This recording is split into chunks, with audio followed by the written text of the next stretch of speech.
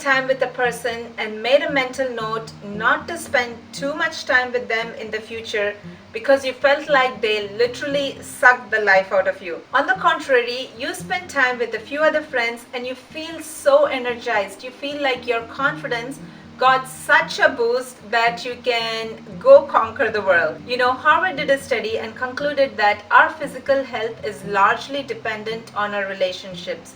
Not exactly by the food we eat or the amount of exercise we get or even our genetics. If you desire to grow in any area of your life, you need to make sure that you are in an environment that is conducive to your growth, in an environment that will allow your growth, that will support your growth. Now, I'm not an expert in gardening in any sense of the word, but I've maintained a home garden for about 10 years now, and if there is anything that I learned from gardening, it is planting the seed or the plant in the right environment, in the environment that will support its growth.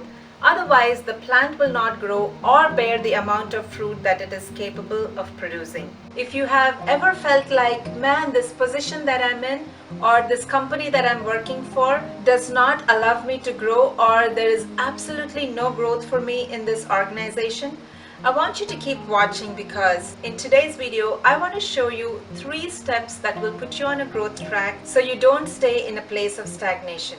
But before I give you those steps, this video is number 8 in a series of videos we started a few weeks ago.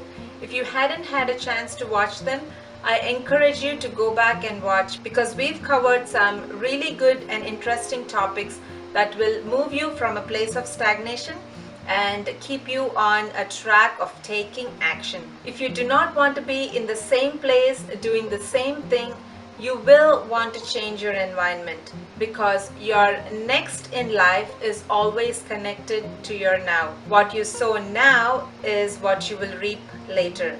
The kind of people you surround yourself with now is the kind of person you will become. So with that, let's get into the first step. Evaluate your environment.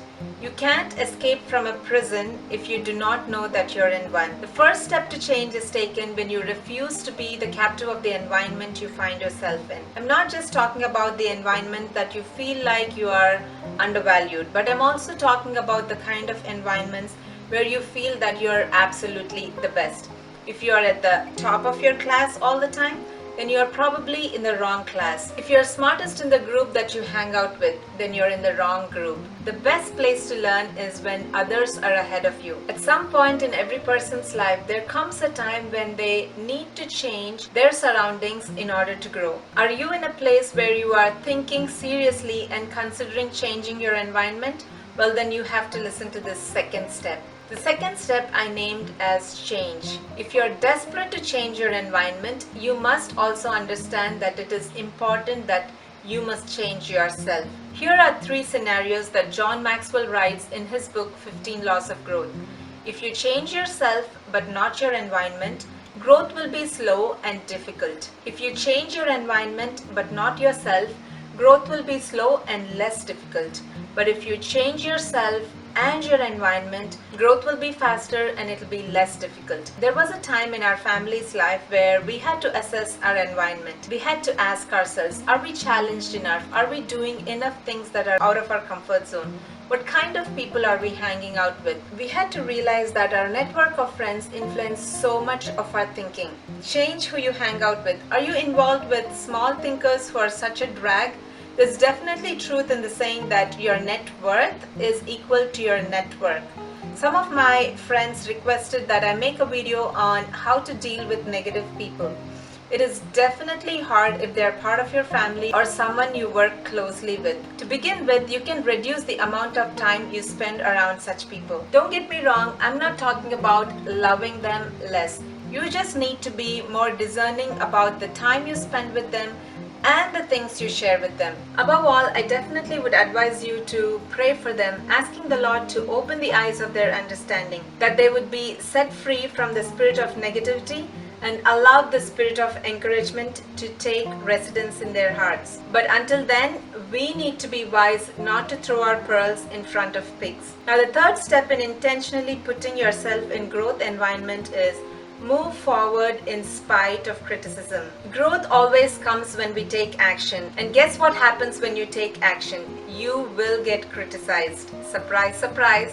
Move forward anyway. To reach your potential, you should not only do what others believe you cannot do, but what even you believe you cannot do. One thing is true, whatever you decide to do, there is always someone who thinks that you are wrong. There are also difficulties which arise which tempt you to believe that your critics are right. Les Brown said it best. Someone else's opinion of you does not have to become your reality. I want to encourage you to never stop learning and keep moving forward in spite of criticism. Let me ask you, what steps are you taking to get better? What books are you reading? Who are your mentors?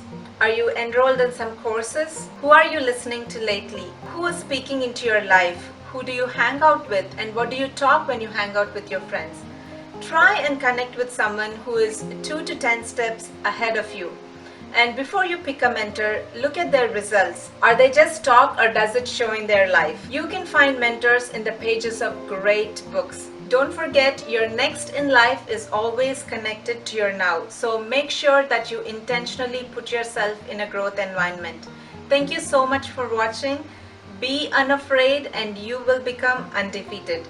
I'll see you next week.